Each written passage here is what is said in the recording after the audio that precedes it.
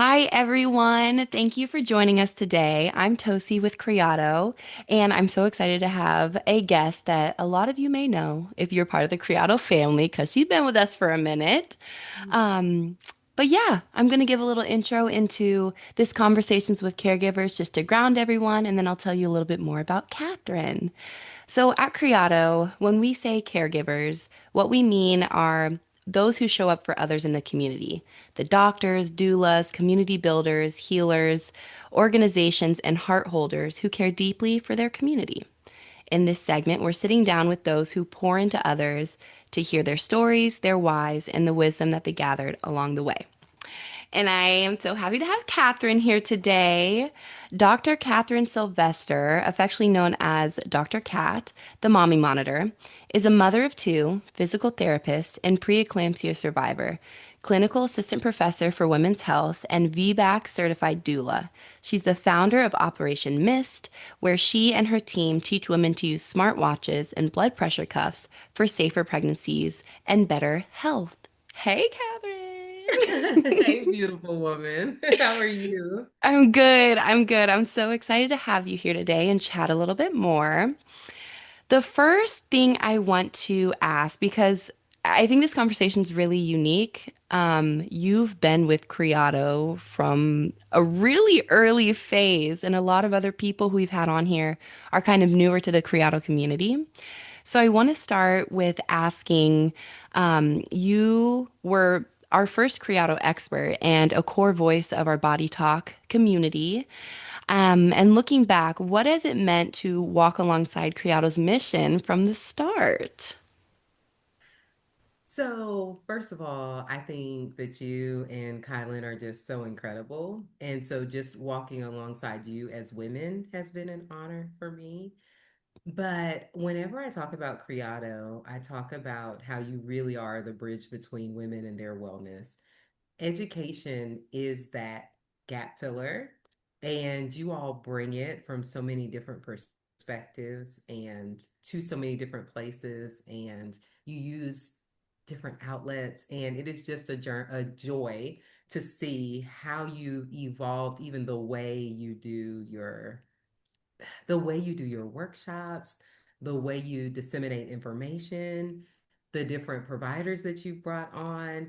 It is a testament to your commitment to the mission to make sure that if there is anything that could potentially stop someone from getting the information that they need, that you remove that barrier. And I think it's beautiful. I think the thing that has stood out to me the most from every single one of your talks that I've attended, not just the ones that I've had the honor of speaking for, is when I see children running around and I see you all hold children so that moms can fully immerse themselves in the information. And I know it's not your information is not just for moms, but when I see that accommodation being made, and it's not even an accommodation, right? Within our community, it is just what we do. And so Yeah. we want the person to get a fully immersive experience. And you all create that. And if there is anything that's going to stop that, you remove it. And Mhm. everyone leaves happy and whole. And so Mhm. I think just being able to watch you all meet people where they are for the purpose of getting them to where they need to be has been the greatest honor. Oh my gosh, that made me emotional. Thank you, Catherine. That Yeah. makes me so happy. But I think, like, to that point, you're right. I don't even, I love to hold the children. I love kids. I love kids. But to that point, I really, I really do try to foster like a family environment of like, I think of like a barbecue or something when you're chilling with your family and kids are running around and you've got aunties holding the kids. But like, I just think it makes it so much. Like there's so much stress and division in our world. If we can just all come together as birthing people and like feel comfortable and whether or not you have a child, they're birthing people who have children. And to try to separate them every time to do what they need to do is not realistic. So that makes me happy that you've noticed that. And you've taken yeah, that you've that just made me so happy. So thank Oh, it's you. beautiful. You're Okay. welcome. Now I want to learn a little bit more about you. I feel like we've had our individual chats and I know like a lot about you, but I think I could probably learn some more still. But I want Mhm. everyone else to kind of know who you are beyond what you do. So we know you're the mommy monitor. We know pelvic floor therapist or physical therapist, but I want to know like who would you say Catherine is beyond all of that? That's such a good question. So I am a lover of poetry. Mm, I actually, yeah, I used to write poetry and go share time with people in prison. And mm, it was incredible. I feel like I am a lover of God. mm, He's so incredible. He is the inspiration behind everything that I do. And even when I think about children and learning what unconditional love really is, like I received it mm, from him from the first time I was exposed to him. But it's really different when you have a little person that you unconditionally love, right? There's nothing they could do to make you love them more, nothing they could do to make you love them less. It is just mm. you love them because of who they are. And to be the recipient of that kind of love from God is just such a blessing. So for me, I'm a lover of God, and I think I'm a student. I'm a student of Mm, knowledge. I love to learn. I love to learn about everything. And so every pivot that my career has taken has helped me just learn more. mm. And I think there are some things in life that you can't study for, right? Like how to be a good wife, how to be a good mom, how to, I know that's right. but there are things that you can study for. And so for me, I think I'm one of those people that if I can study up on it and become an expert before I enter that phase, that's what I want to do. So yeah, I guess that's what I would say. Yeah. I'm so curious. And I've never asked you this question before, but did you know that you would be doing this? Like when you were growing up, going through schooling or living life, did you know that you wanted to be like in the science world with women? Did you know that, or did it kind of happen upon you? So I'll tell you, it happened pretty early, but I will tell you, I have loved children from when I was little. If you've ever, have you ever seen a 57 Chevy that Barbie used to ride in? Yes. Okay, so I Yes. had a 57 Chevy, and I would put Barbie and Ken in the front, or Barbie and Steven. And in the back, because there were only three seats, I would use those little dolls and then put them all in there because I wanted 10 children. Yeah, so so I 10? knew, uh-huh.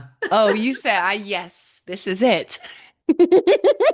So I knew from little, like, that I wanted to be a mom, right? Yeah. And I wanted to be a mom of many. And my best friend always says to me, he's like, you only birthed two, but now you have 167 babies through Operation M.I.S.T, so don't complain. Yes, And I get literally. it. It's like you get to really take on other people's children and their families, and it's such a blessing. And I think Mm, that has always been in me from the time that I was young. And then it was confirmed when I was in the sixth grade. I was sitting in class, and my teacher brought her children to school after school. Someone was dropping them off. And there were two of them. And one of them came and sat on my right leg, and one sat on the left leg, just like randomly out of all the kids that were in the class. And she said, "Do you babysit?"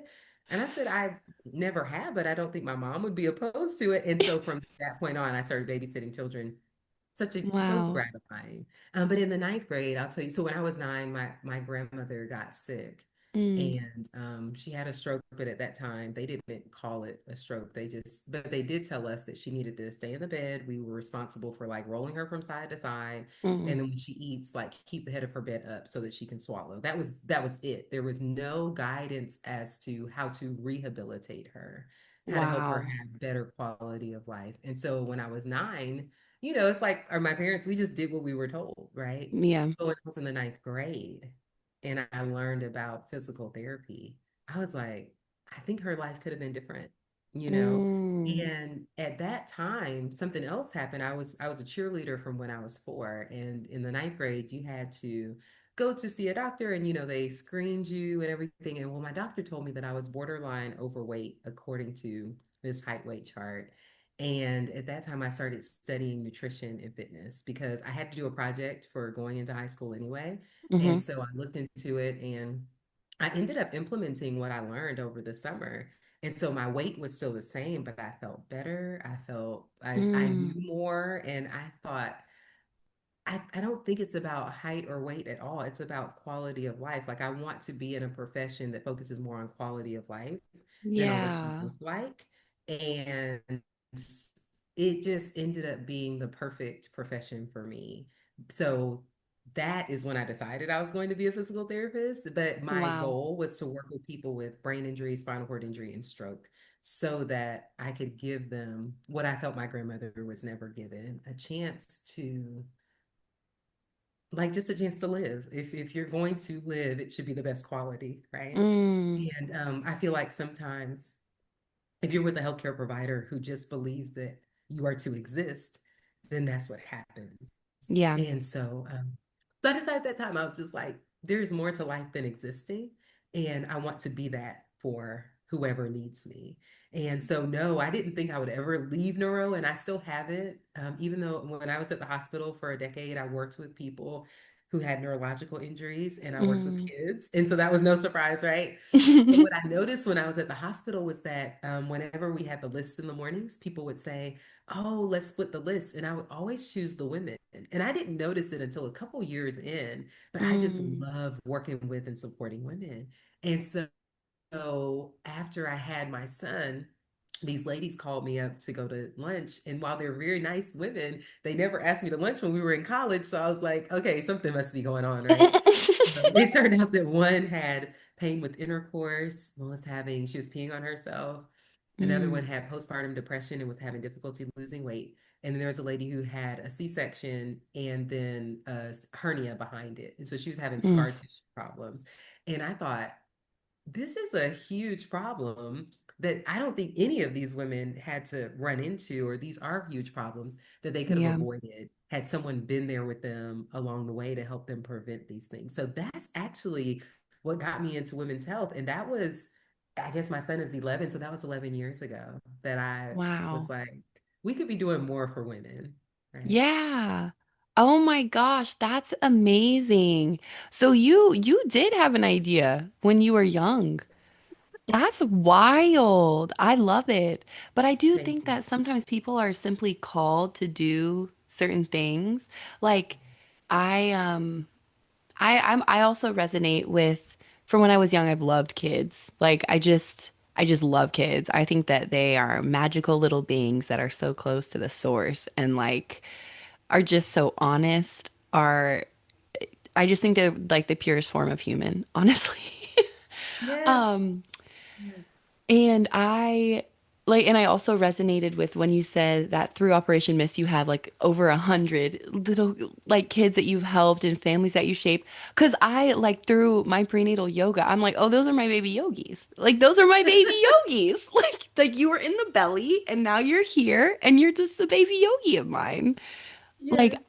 it really is like so fulfilling and gratifying. I think that's kind of how I think that's why you and I really connect or gel because I feel like there's a certain type of energy of individuals who genuinely just love kids that like you kind of find yourself together.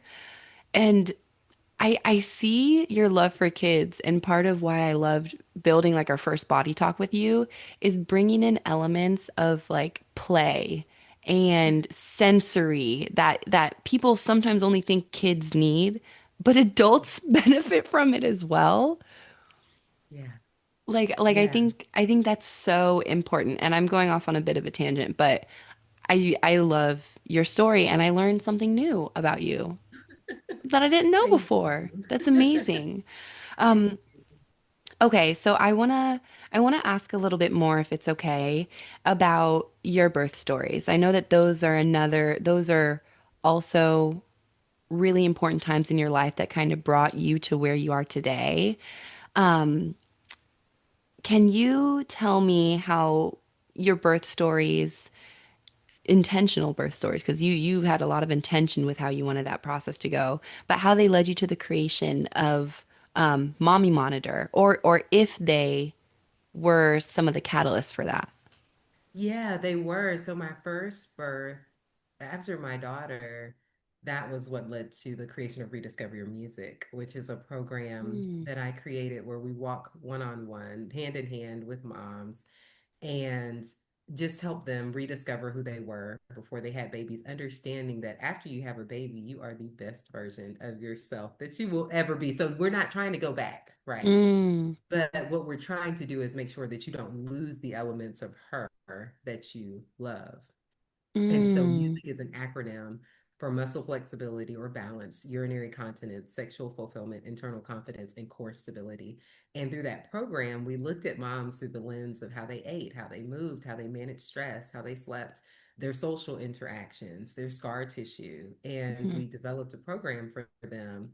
And a lot of it was movement based because we know movement impacts so much. Yeah. And so we would send them a watch. We actually sent them a Fitbit at that time, and then we would connect with them and see if the program that we were giving them was actually what they needed, if it was too much, if it wasn't enough, and then we would modify it as we went. But it was so eye-opening for me because I would see people who they delivered vaginally and they recovered a lot faster than women who Mm. delivered via C-section. And so it was my first glimpse into there's a problem, right? There's a Yeah. problem because scar tissue doesn't have to set you back this far, right? But I Mm. also started realizing that the women who had C-sections, most of them were on blood pressure medications. And Wow. then I also noticed that they were not happy, a lot of them, with the outcome of their birth. And so it really started me looking at unnecessary C-sections, right?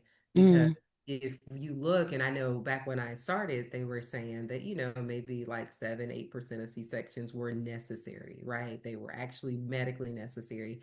And now you see it's moved to 15% are medically necessary. And you wonder, are these standards being shifted because this is what Yeah. we're seeing, or is it because it's actually true? I know that with us, we are at about 9-10% C-section rate with Operation M.I.S.T. And so it's Mm. lower than what they say is necessary, but all of our moms are doing great, right? And Yeah. so when I looked at the trend, I thought women with C-sections need more support.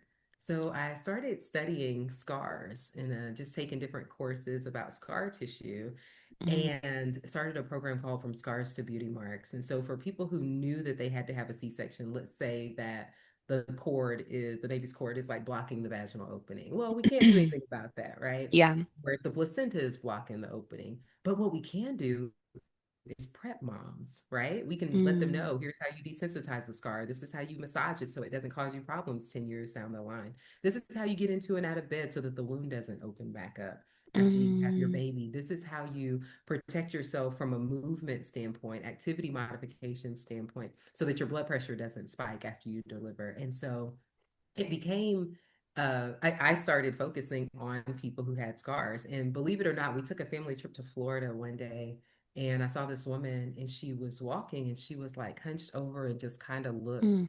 like she was always on guard. Like, you know how you see somebody they're like ready to fight? It was Yeah. like how she was, but she Yeah. didn't, her temperament didn't match her physical, Her like how she demeanor. physically looked. Yeah. And Mm. so I asked her if she had surgery on her stomach.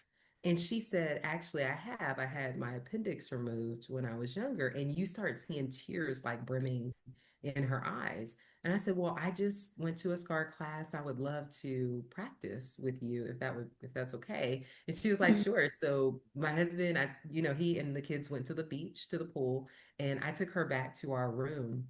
Mm-hmm. And when I tell you, healing from scars is so important, Mm. mentally healing, physically healing, psychologically, emotionally. And if we never give women that space, then they can house a lot of trauma in their scars. And that's what I Mm. learned from her. Her story was so unique, but I feel like more people go through this than we know, but her father had men and women in and out of the house. Mm. And one day this woman came in and was like, your daughter looks like she's in a ton of pain. You should probably take her to the hospital. And she was like, no, he was like, no, she's fine. And she was like, no, Dad, I am. I'm in a lot of pain. And, she was like crying in pain, and he didn't take her. So a week later, the same woman comes back and she was like, no, you really need to take her. She looks terrible. Turned Mm-hmm. out her appendix was about to rupture. So the lady actually took her to the hospital. And then, of course, now she has the surgery. Her life is saved. She's back with her Wow. dad. But can you imagine, like, the anger, Yeah. the fear, the resentment, all of that housed in a scar. And then you think about if no one helps you with that, then mentally you're in that place. But physically, if you have a scar and it's right around your stomach and you're always protecting it, that Yeah. actually throws off everything else about your body because we're supposed to have, right, an upright posture. We're supposed to, and if we don't, it can result in unnecessary pain. Scar tissue can grab onto things that it doesn't need to be grabbing onto, and it can cause you to leak urine and to have pain with penetration or to have difficulty when you're having a baby. And so it was just so Mm. much that I learned from her, just from that hour and a half long session that I had with her. But it was interesting. So my baby girls birth really helped me because I recovered so well. I had none of the issues that other people around me were having. And I was like, it's Mm. not really fair. I mean, I have an advantage because during my pregnancy, I'm course correcting. I'm not Yeah. overdoing it. I know how to stretch. And if I'm in pain, I know how to reposition. I know how not to tear when I deliver. I know the power of water and breath and how they can impact your perception of pain and your ability to endure. I knew all of that. Mm. My second birth with my sweet son, so both my sweet daughter, both of my births were at home. So I think Mm. I said my son was first, my daughter was second, but both of my births were at home with a midwife. And I knew though that I didn't need medical intervention. I just felt like my mom is Panamanian, so mom is from Panama, and Mm. it was like intervention was not even an option. It was just you get pregnant, you give birth, you breast growing up. And so I was really grateful that I showed up to pregnancy in that way. Mm. Because while I enjoyed both of my pregnancies, and I just think being pregnant is one of the best gifts. You get to watch Mm. something happen in spite of you. And not because of you. There's nothing that you can really do other than make healthy decisions to impact the outcome. Yeah. And it's just beautiful. And so, but at the end of my second pregnancy, my blood pressure went up a little bit. And so my baseline is 100 over 60. And my midwife noticed that my blood pressure was 128 over 78. And she started looking into it. And I thought, what a gift. Like looking back, it's like, what a gift, right? Mm. Most of the time, the medical industry is not concerned about blood pressure until you get to 140 over 90. So she Mm-hmm. had waited for me to get to 140 over 90, like we see happening with other people. Um, it it could have been a problem, a big problem. And because she intervened early, really because she noticed early, investigated, then Mm. intervened, I was still able to have my baby girl at home. And I mean, it Mm. was an incredible birth experience. And I knew if I went to the hospital, it would have been, oh, you're in the early stages of preeclampsia. We're going to have to hook you up to this drip. And then Mm-hmm. sometimes, they do inductions and then the induction turns to a C-section and it's like, oh, we had to do it to save the baby. I didn't want any of that. I just wanted a chance to Yeah. let my body go through the process again, just like I did with my son. And because of her, she gave me that chance. But do you know what she said to me? And this really, I don't know, it just really shaped a lot of what she did has Mm. shaped what is being done through Mommy Monitor, right? Through Mm-hmm. Operation. But she said to me, if anybody can do this, you can. That's what she said to me. In the early Mm. stages of preeclampsia, with my goal of delivering at home, she did not cast doubt. She did not offer intervention. She just supported the deviation that my body made from what she expected. And I think Yeah. that that is the sign of a true practitioner, caregiver. I love what you said, like holder of people's health. Mm. She supported me. And I thought about that. Like after I birthed my daughter, she did tell me, she told me to go on bed rest. She was like, you need to go on bed rest. You really need to rest. You don't know what your body's gonna do. It's really Mm-hmm. unpredictable after you deliver. And Tosi, don't you know, we had a photo shoot at home. We were like living our Catherine, best life. I was like, you I'm not said going on. baby. Listen, girl, I was Yeah. like, I don't have time to be laying in the bed getting blood clots, getting pneumonia, losing Yeah. muscle mass. I gotta get up, And Mm, I was not wise. I was not mm. wise, and I had a wise caregiver, a wise provider. And you know how sometimes if you get advice from someone who's not looking at you as an individual, then you have to say, well, is it really pertinent to me or not? She Yeah. knew me. When I tell you she delivered my first, so she had known me for 5 years Wow. and I should have listened, but I didn't. And so within a couple of days, my blood pressure was through the roof. I was in and out of the emergency room. Mm, Um, I was scared. Like as a PT, it's very easy to control your body, very easy. And so for it to be completely out of my control, how my heart rate, what my heart rate was doing, my blood pressure was doing, my stress was doing, it was scary. It was COVID, and so mm. I had to go into the doctor by myself. And so I would have my husband come and keep my babies in the car so I could come out, breastfeed, run back into the waiting Oh room. my Like gosh. it was not ideal. And I felt like, man, I didn't know when that was going to end. Like it was a postpartum nightmare. And I was Mm, like, I have to figure something out. And I didn't figure it out myself. Perry Brubaker, she's a PT, she sent me a watch and she was like, hey, we're trying to see if we can use wearables to detect COVID. Do you mind wearing this watch? And I was like, sure, no mm. problem. And I love research. When I tell you that, I do tell people, know the research, but research yourself. Like I love knowing the research, right? I just don't Yes. like people being bottled in by the research, or I don't like when people use research to their advantage, but then don't use Mm-hmm. it as advantageous to their patients. That is my problem with research, right? Or Mm. just because they didn't fall into the 80th percentile, or they were like an outlier, then Yeah. it's like you don't know what to do with them. No, we should still have support for those that don't fall into that category. Yeah. And so I just want to say I love research. I just want research to be done well and used appropriately. So Mm-hmm. send me the watch, and they're watching my data. And I'm watching my data because I'm going for a walk, because we always tell people, right? Go for a walk after your baby, 20 minutes in the sunshine. It's good for your mental health. It's good for your physical health, right? It's Mm-hmm. good for your little one. Girl, 2 minutes into my walk, the watch starts buzzing. And I'm like looking down at it. Wow. Stress is through the roof. And I felt great. You know how they say like high blood pressure is a silent killer? And they Yes. say that because your blood pressure can be super high before there is a symptom. And by the time a symptom shows up, it's too late, right? Typically, not too late, Wow. but like you need intervention right then. Mm-hmm. So with this, the stress was going off, and I was like, okay, let me then check my heart rate. So I checked my heart rate, and my heart rate was like in the 160s. I exercise all the time, and my heart rate rarely gets into the 160s, right? Not from Yeah. It's never gotten in there from a walk. And so 2 minutes into the walk, that's my heart rate.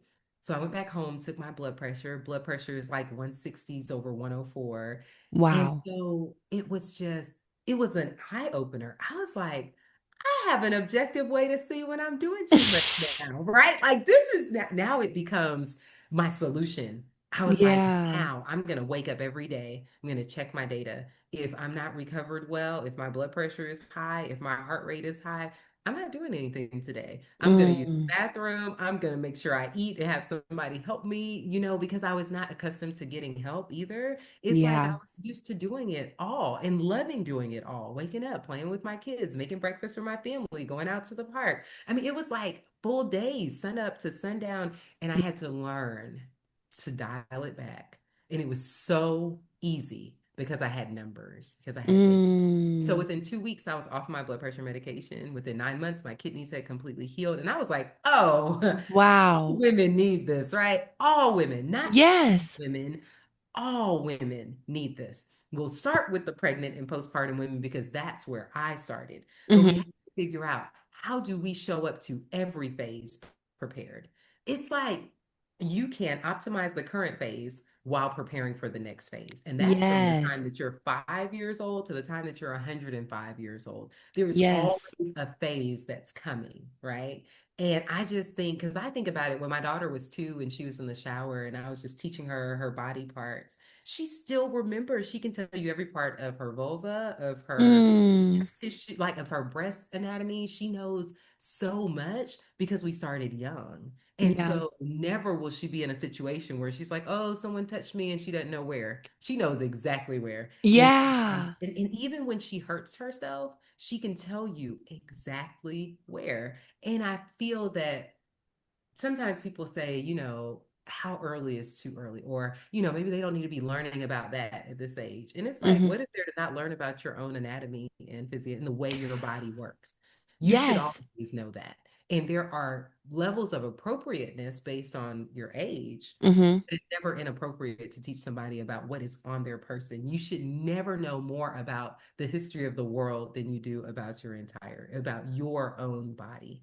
And so Yes. I think that my second birth taught me there's so much more to know about your body than what I was teaching Mm. with after my son, right? Because I'm Hmm. teaching about the things we talked about before, but why don't people know about their kidney function, their heart function, the way their pancreas works? Like, it's inside of us. What's Hmm. happening to your liver day in and day out when you decide to take a drink of alcohol? How does that impact your sleep? How does sleep overall impact your health? Like, they deserve to be able to put the pieces together because otherwise we're making uninformed decisions every day about Yeah. our health, about our current self and about our future health, and it's not fair. And so Yeah. that's what my second birth taught me. You know a lot, but you number one, you know a lot, but there is a lot for you to learn. And Mm. so I learned a lot from the team that I built. So like I knew I couldn't do the recovery by myself. Mm. And I had a provider who told me over a series of appointments, you're Black, you live most of your life in the South, you probably didn't have a primary care doctor before you got pregnant. I'm sure you had high blood pressure pre-pregnancy. Your kidneys are never going to heal. I've Mm-mm. seen people like you before. It was just, he had sentenced me to a lifetime of high blood pressure and poor Yeah. outcomes. And I thought, I don't need to have anybody like that on my team, but I need him to take my labs. So I kept him around, Yeah. right? I needed the numbers. Also needed to be surrounding myself with people who believed like me that I could heal, that the way God designed my body with an arm, there's like an army within our bodies to heal. Yeah. All we need is support. So kidney Yeah. doctor, cardiologist, pharmacist, there were my best friend. So two of my very close friends, one's a pharmacist and one is an MD, but she trained in obstetrics and gynecology, but she practices as a family medicine doctor. So she was on Hmm. my team, had friends all over the country praying for me. It was like the most beautiful team that I could have ever hoped for. And then of course my Yeah. family like just adjusting and coming into town and not asking mommy for everything because they knew mommy needed a little bit of rest. It was Yeah. a whole effort and I was so grateful for everyone who was Yeah. willing to be on Team Catherine to make sure Yeah. that I healed. And so once I did, I was like, women just, they need this. They deserve this, not just a smartwatch. They deserve support. And so when people think about technology, Hmm. the technology really is, it's the technology gives you a baseline, right? It helps you to really see yourself. And then if you deviate from what you typically, the way you typically present, then there's an investigation that needs to be had. And so Hmm. sometimes you can impact your data with your lifestyle.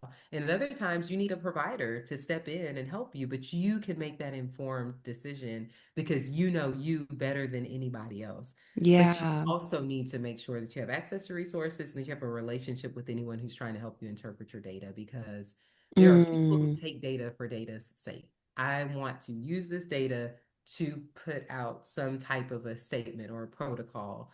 And that I think it's nice if someone knows that that's happening. Hmm. Not that, you're collecting data, and then 20 years down the line, you'd say, oh, I want to use this data for this. And then it gets approved. And so now you're using people's data. They never knew they were being studied. Yeah. That is, that builds distrust. And Yeah. so us, we tell them we use data to help you make better decisions. And that's it, right? Mm. No ulterior motives with your data. We just Yeah. be able to support you. And when it comes from a place of like, now it's like, oh, she's like a sister who just is able to help me better because she knows more about me. It Mm. feels good. Like it feels like I think healthcare should feel. And Yeah. then they start sharing more numbers. They start sharing their labs, their glucose readings, their temperature, their every number that's associated with them because they know that if it's in our power, then we'll help you make more informed health decisions. Catherine, you've touched on so many things that okay, the first thing that I want to recap is I was doing some reading on remote medical monitoring, which includes wearables. And this person said it in such a beautiful way. They were like, remote medical monitoring allows people to take charge of their own health while having a watchful guardian angel, while having a watchful guardian angel, like watch them from above or something like that. I was like, oh my gosh. I love that. And then I was talking to my husband, Sean, and he was like, "It really is true. You have like a guardian angel that's making sure your decisions are good. But if something's off, they'll alert you. But they're in real life, like they're real life people." But Yes. I heard that and I was like, "Oh my gosh, this is the most beautiful way I've ever heard it said." I thought you Yes. would like that. I love that. I, Yes. And then you also mentioned, or there's a couple questions. So you mentioned utilizing data to establish your baseline, to know what your baseline is. What are some things that women, if they have wearables, they have their baseline, and their wearables or something like that is telling them something's off, but they don't know where to start to get assistance? What would you advise them to do, or how would you advise them to start? so I think that a really good primary care doctor is the first place to go Mm, because anytime we run into that issue, there's a nice lady in Macon named Dr. Evans, and she's a direct primary care doctor. And so let's say that something happens to someone in the middle of the night, or it's the weekend and they can't call their doctor. mm, They reach out to her and she helps them. And it's really nice because she's also trained to implement more holistic practices, not always let me send you a pill. She has yeah. access to pills and gives them out when needed, but she also just looks at them holistically and says, how can I help you? How can I empower you? Not Mm, how can I utilize medicine? And I think that the distinction is really important because we need to have faith in our bodies. We need to mm, know that when something goes wrong, we don't have to always rely on things that are outside of us. I know my good friend, I monitor all of his physiology, and one thing that we are really honed in on is blood pressure. mm, And one day he made the statement, he said, is lifestyle then just like a replacement for medicine? Am I going to always have to drink mm, 120 ounces of water and run 30 minutes a day and only eat out once every 2 weeks and mm. avoid fast and frozen and packaged foods? And it's like, yeah, for the foreseeable future. It is Yes. working. And it's working. And Yeah. and it was just this huge epiphany. It's like, medicine eliminates all of that for you Hmm. in the moment, right? But what are the side effects of those medications? And so, as we were talking, you think about it, what's the side effect of better sleep? What's the side effect of hydrating well? What's the side effect of avoiding fast, frozen, and packaged foods? What's the side effect of eliminating unnecessary stress? And he was like, right, like we There's sat no together side. like Wow.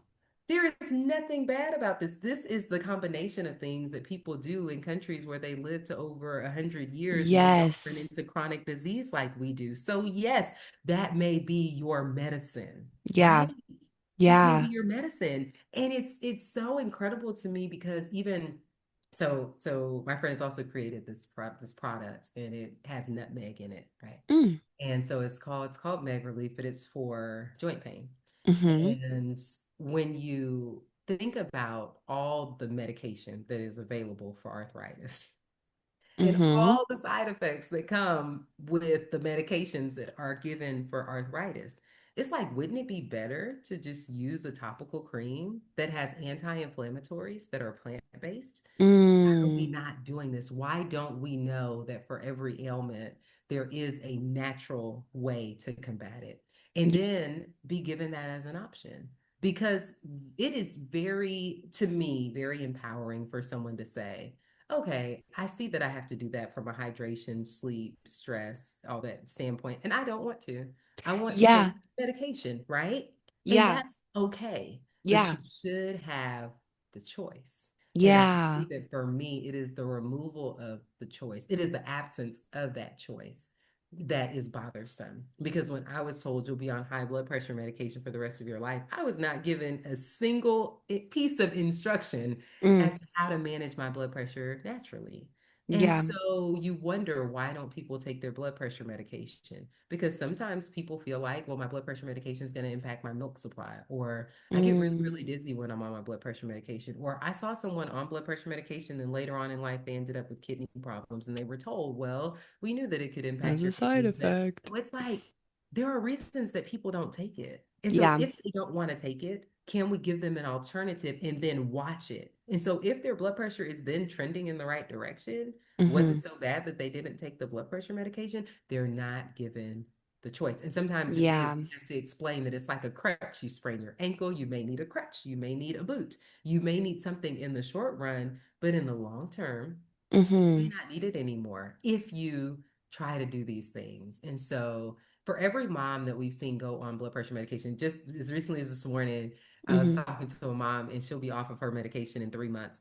I'm not seeing it anymore where people are on 20 years after they've had their baby Wow. on blood pressure medication. Why? Because they know the formula now. Move more, stress less, eat better, rest more. Like it's like try one of Yeah. those things and hydrate, Yeah.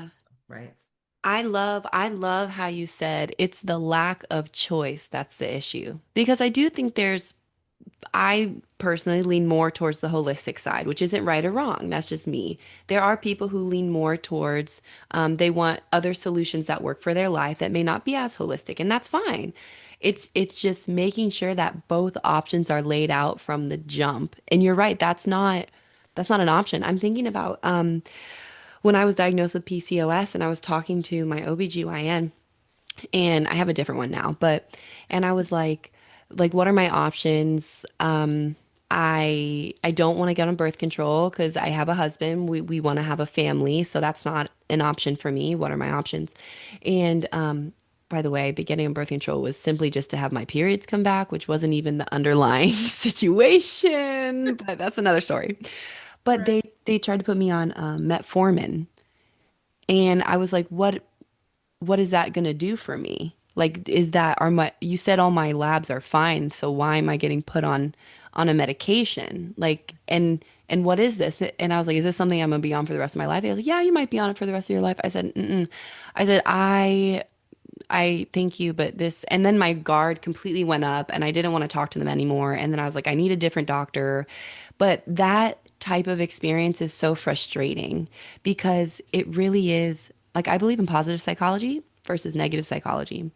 And when you tell someone this is something that has worked for others, you may have to be on it for the rest of your life. It's a medication to help with, like how your body's processing insulin, and I'm like, but I don't have weight, but for me, like, are you looking at me? I don't have issues with my weight right now. I don't right now. You said all of my labs are fine. So can you please explain more to me? It's not making sense. But I think to your point, I think it's hard finding sometimes the doctors that will give you both options. And I think that's the hard part for a lot of women. And that's what I'm still struggling with is like, okay, so I have a PCP, but I mainly go to them just to like make sure I'm good and to get my labs done. And then I have my OBGYN who I'm a little more open with, but I just got a new one because my other ones, I've gone through multiple. So I want to know if you have advice for finding those doctors who do give you options. Maybe I specifically in Georgia, if that's easier place to start. Yeah, I will tell you, I'm a researcher, but I don't do formal research when it comes to providers. What I think Mm, is best is word of mouth. So, who do the people that you know go to mm, and have a positive experience with? And positive experiences are relative. Who do they go to that has an experience that you would want to mm, also have, right? Because some people do want someone who will just make a decision for them. Some people don't want all the details. They just want to trust somebody else's expertise. Some people want to be an active participant in the Yeah. decisions that are being made. And so I would say ask friends. That's Mm. number one. I like going to events where providers are going to be. So let's say I'm looking for an Mm. OBGYN. I would go to a conference where OBGYNs would be speaking, or a community-based event where they might be sharing information. And that way Yeah. you can get to know them without formally interviewing them. Because sometimes if you go in and you're like, oh, I'm just shopping around for OBs, number one, they may not have the time Mm-hmm. because they're not trying to take you in just so you get to know them, right? Mm-hmm. But number two, you may not get who they really are. But you typically will get who someone really is when in they're outside of their element, but in their element, right? And so Yeah.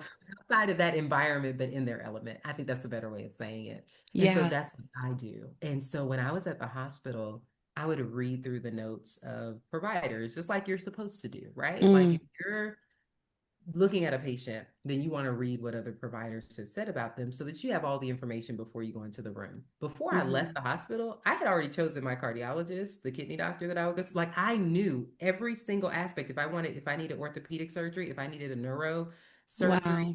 like I had already chosen them based on years of watching them treat their patients, even like how Mm. they documented, how much time they spent in the rooms. We have to have a way to get inside information. And if Yes. you don't, like, if you're not in that environment like I was, then go to someone who worked in that environment and say, hey, I'm thinking about surgery. Do you know somebody who would be go to? Mm. And what people will typically say is, oh, such and such doesn't have good bedside manner, but their outcomes are incredible. Or such and such spends 50 minutes with every patient and we're always having to wait for him. And like, that's who I want. Because when you're in the Yes. room with me, I want you in the room with me, right? And Yes. so when I think about like my kidney doctor, Dr. Ellis, like I said, I had read his notes for years. And Mm. when I tell you, I called him because you know how sometimes there's red tape to getting to a specialist. Yes. You could reach out to him directly, and I said, "Hey, my kidneys are failing. I'm near kidney failure. Can you Wow. please take me in?" I was like, I have had an OBGYN who does not think that I need, like, he just has already decided that Mm. this is where I'm going to be. So he would not give me a referral. And Dr. Ellis was like, I'll get it. Don't even worry about it. He was like, you just come on in. And this was like let's say it was like a Friday evening. He was like, come on Wow. Monday morning and I'll take care of it. And I'll just get whatever referrals are needed on my end. And I just like, he's just who I thought he would. You know what I mean? Like Yes. he's exactly who I thought he would Yeah. be. Yeah. And then with my midwife, I was so blessed. I was actually going to another midwife and she Mm. was really nice. I really liked her. And I was gonna deliver at a hospital. That was my first plan. And then Wow. 7 months, I told her it was just in conversation, just like you and I are talking. And I Hmm. said, it'd be really nice with my second birth if I could birth at home. And she said, well, what if you could do it with your first birth? And I said, I would love to. And she said, well, there's a lady. Her name is Carlene Allen. She's been delivering here in Macon for 20 years.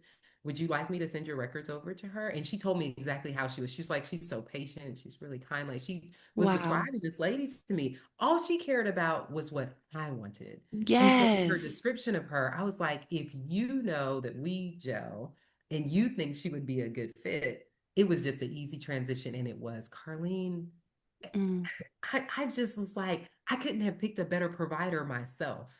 And so Really. I think it really is referrals and investigation, Yes. not formal. I love the point you said about going to events where practitioners may be, because Like your that, events. yes, that, listen, I'm not even trying to plug us. I wasn't even trying to plug us, but facts, Catherine. But I was just speaking on a panel. This was a couple weeks ago, and it wasn't a Criado event. It was a different event. But it was me. There was a women's health practitioner. There was a fertility specialist. There were like all of these people, and I was listening to them on the panel. I was like, ooh, I need to talk to them for me. But I was on the panel. It was so funny. But I was like, wow. I caught myself being like, this is so needed for people who just are trying to find people who they want. And that wasn't even, it wasn't even a panel to like promote who you are. It was a panel about women's health to share information to the community. And these people who show up at these places, you can tell they're truly special people who care in a different way. And I'm not saying that all doctors have time to do community panels, but the ones who do, that tells you something. Like that really does tell you something. Like you. Like what? Like it tells you the depth at which they care and the time at which they're willing to dedicate. And some people, I know the world we live in is tough, and some people have their own life situations going on, and their work is their work. And I get that.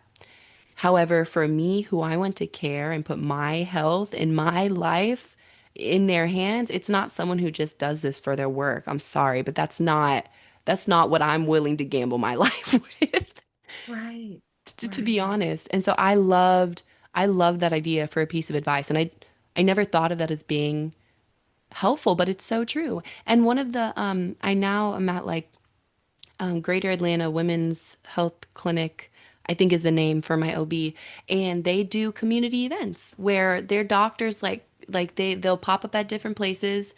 Even if you're trying or you're not trying to have a baby, all women should have an OB. You got to get that tested. But even if you go to an event that is like, oh, if you're looking for an OB, you don't need to be actively trying to have a child to go and learn about them. Like I love that piece of advice. Thank That you.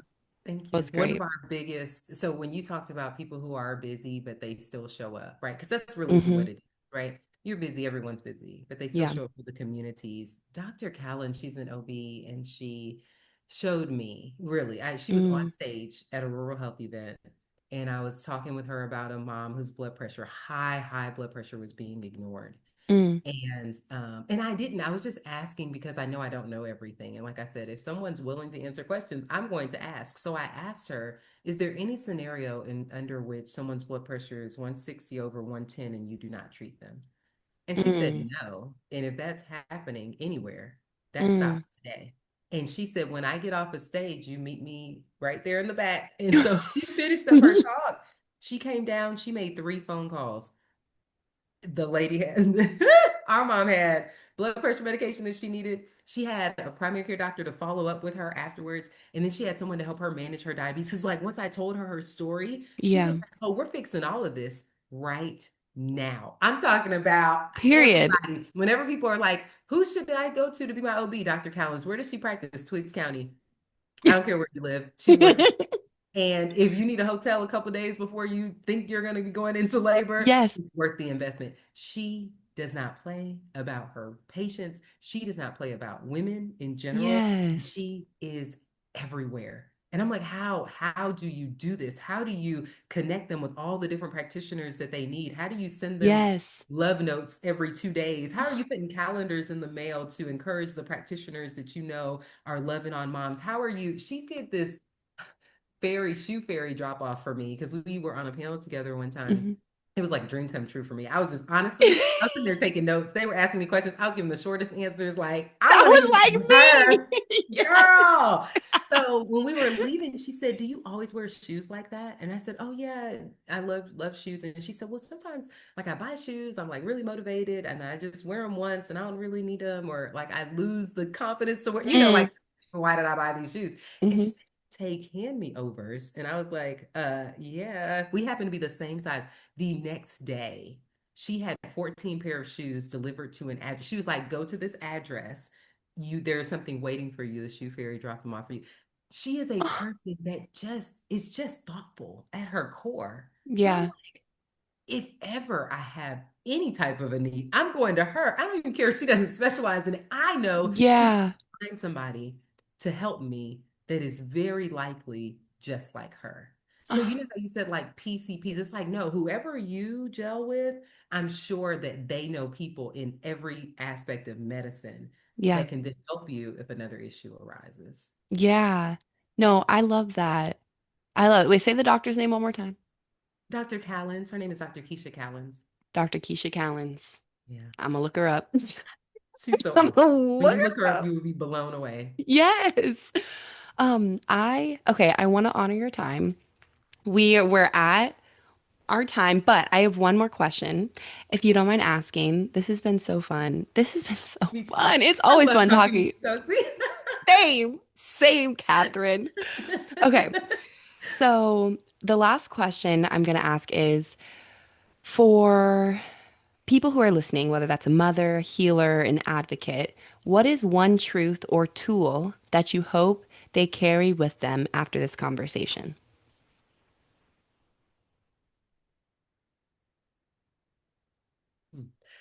There's information out there everywhere, right? And Mm, it's at the tip of our fingers at this point. But the most valuable information that you ever glean will come from the inside of you.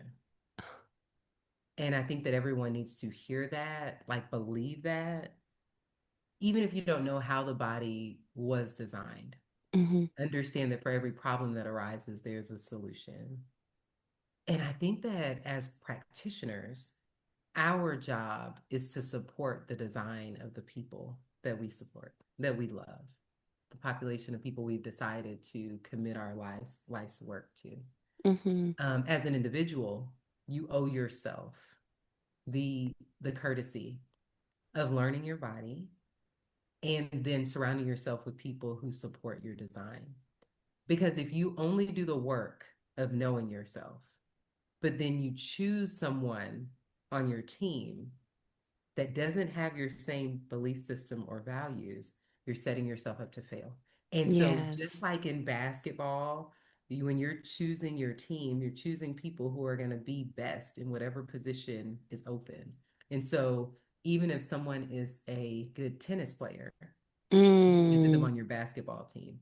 And so, we have to really start thinking as intentional as we would be with creating a basketball team, we have to be as intentional with creating the team that's going to walk whatever journey we want to walk with us as it relates to our health.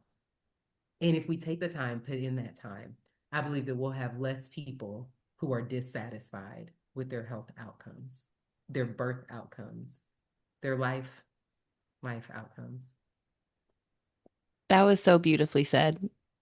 Oh my gosh. Mm, I'm so thankful for you. I'm so happy that we met. I'm me so too. happy that you're part of my life, part of Criado's life. I'm so happy, Catherine. And I just want to thank you so much for all the work that you do, all the work that you continue to do, and for being my friend. This I was thank so you too. fun. It was so fun. And I thank you Yeah. for having these conversations. You know, you talk about taking out time to do things that matter to you.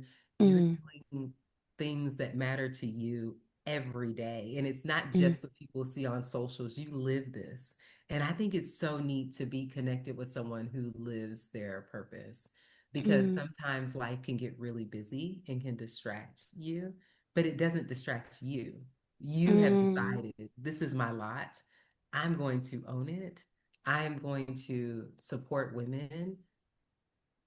And so you make decisions to that end every day. And so I am grateful to be a part. I am grateful to be your friend. I'm grateful to see how you and Sean like love each other and support each other. mm. I don't think you realize that when you have a group of people following you, and you do, you just have to understand, you have some of the same people at every single event. Do you know what a testament that is to you as a Yeah. person? It's a testament to you as a person. But you also have to know the way that you interact with people, including the way that you care for your husband. It calls Mm, us all to be better. And I think that that's what mm. we all want in life is a Tosi that we can look to and say, she is killing it in this area. We can do we can do it too. So thank you. Thank you for living your life so beautifully, for living out loud and publicly, for the way that you show up on social media to tell the Mm, truth unapologetically. It's necessary because the people are out there watching, and mm. you're making sure that if they land on your page, if they encounter Criado, that they are encountering truth and empowerment. And I'm grateful for that. Thank you so much, Catherine. I receive all of that. I don't have any words, but I receive it. I receive it all so much. Um, if anyone wants to contact you or where to find you? What would you like to share with them? So Operation MIST is probably the best operation, and then MIST is MIST, Monitor, Intervene, Survive, Thrive, and that's everywhere. And then on LinkedIn is Katherine Denise Sylvester. That's my middle name. So Yeah. Katherine Sylvester, I believe, and then Katherine Denise Sylvester on Facebook. So they can reach out anytime. Okay, Thank you. perfect. You're welcome. And also, if anyone wants to reach out to Criado, we can streamline it too to get to Yes. Catherine if that's how you find us. Yay. Thank you so much, Catherine. Thank you. Love you. I love you You too. are-